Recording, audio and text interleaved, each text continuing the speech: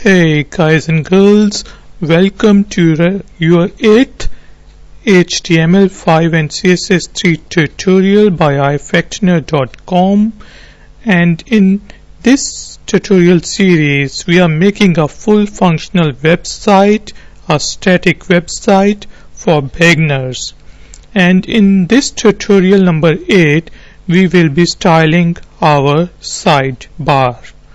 Right now, if we see our page, it looks like something like this, and we would like our sidebar, our left sidebar, to look like this.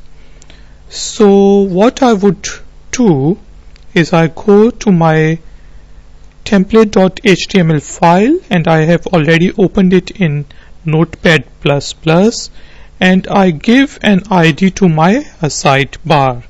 So let's suppose we give it an ID of left side.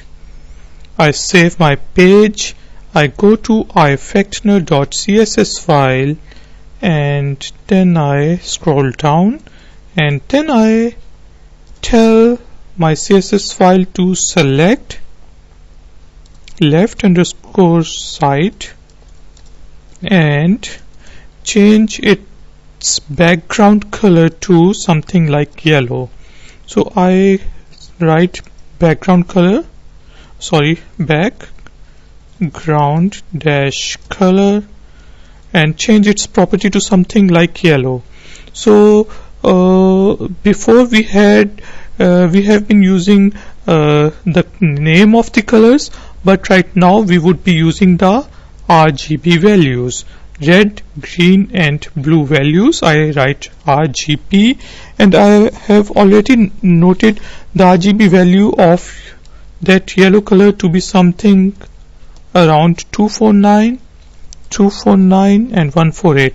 So the RGB values are from 0 to 255 for red, 0 to 255 for blue, green, and 0 to 255 for blue.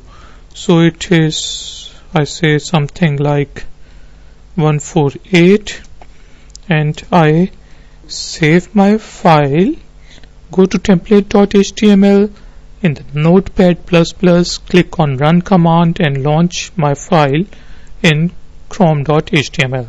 So now my left hand sidebar has been changed into some color similar to our mock-up. Now what I want to do is I want this left hand side to be around 240 pixels wide, and the other two articles, the main articles of my page, should be in front of that left hand sidebar. Right now it is using all the space on my screen.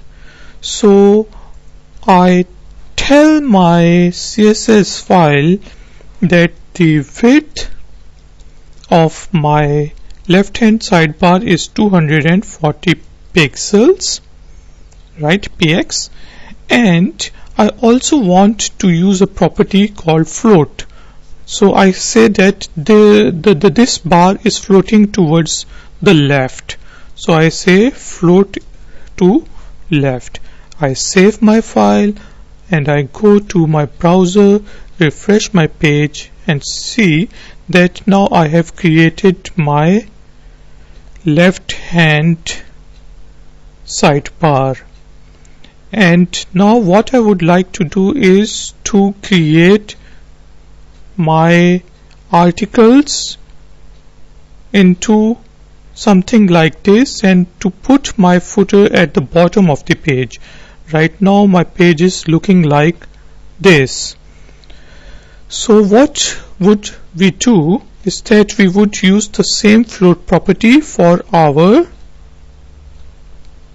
articles, but for the articles we would be using a class, because we have got more than one article, as you can see in our HTML file, and we would be doing it in the next tutorial.